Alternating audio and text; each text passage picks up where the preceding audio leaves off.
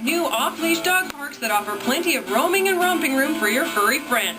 On today's show, I meet up with a local doggy blogger to show us where the hotspots are and get the lowdown on doggy park etiquette. Also on the show, there's and welcome to the show.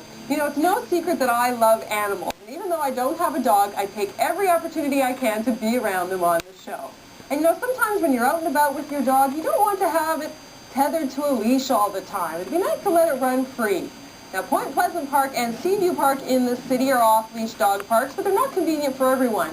Luckily, the city has approved 5 new off-leash parks, so today we're going to find out where they are with the help of dog blogger and fanatic Joan Sinden.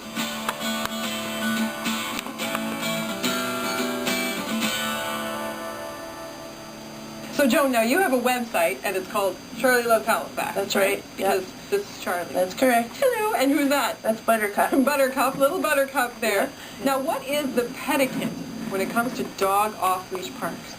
Well, number one, they have to be good with other dogs, and the city wants them to be registered with the city, so they have to pay their yearly. You have to pay their yearly registration fees, and you have to.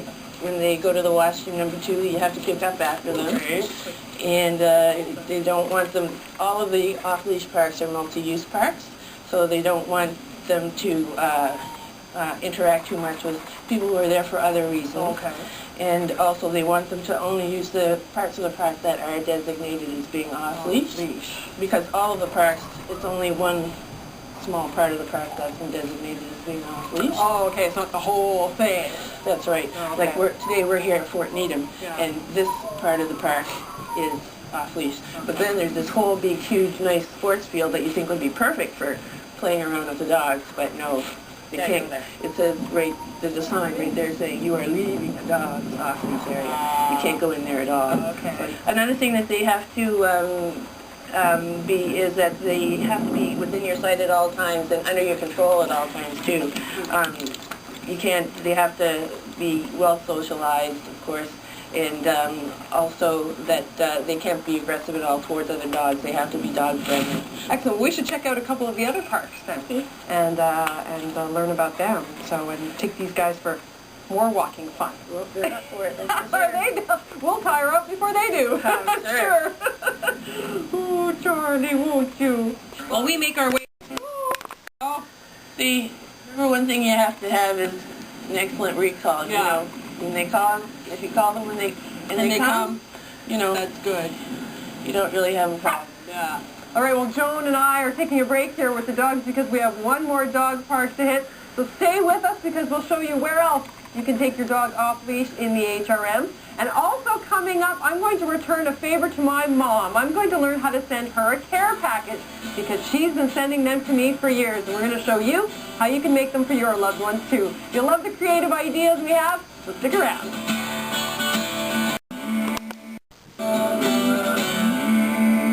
Welcome back to the show. We are on the move today with dog blogger Joan Sinden and her dogs Buttercup and Charlie. We're exploring all the new places you can take your dog off-leash in HRM. The dogs have been having fun, getting some exercise, and you know, earlier today I had a chance to have some fun of my own, in a different way though. I learned how to make care packages, you know, those little packages you send off to your loved ones. We met up with a creative military mom and dad who do it all the time. So now we're in Seaview Park, Yeah. which is a wonderful park, and there's an off-leash area, but we're not in it right now. That is correct. But there are other places you can go too. Like, what about beaches? What's the rule there? Well, all beaches are supposed to be on leash. Oh, on leash, okay. But there is so many beaches that are just deserted that, you know, if nobody's there. Yeah, I've seen And if nobody's there, you know, what's the problem? Mm-hmm. You know, and beaches are also a great place that if your dog isn't particularly dog friendly, I recommend it as a place to go. Okay. Because one of the good things about beaches is that they have really long view planes. So if you see somebody coming from a long ways away, you have time to get your dog back on leash. Oh, okay. Not sure where to go with your pooch? Head to our website for a list of the off-leash parks and where to find them.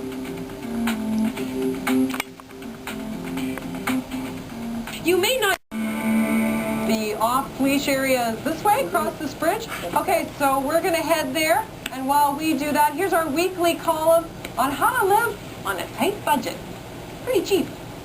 Other two off-leash dog parks that were just approved. Sandy Lake Park and part of Hemlock Ravine Park. Right, and they are in Bedford, so you can visit those too. So thank you very much for coming out with us and having Charlie come out and Buttercup as well. They were good sports. They got some good exercise at the same time. Yeah. I'm going to try and get Charlie to catch a treat. Okay, I'll do it? Yeah. Okay, you ready? Sit. Ready? Oh, bad throw.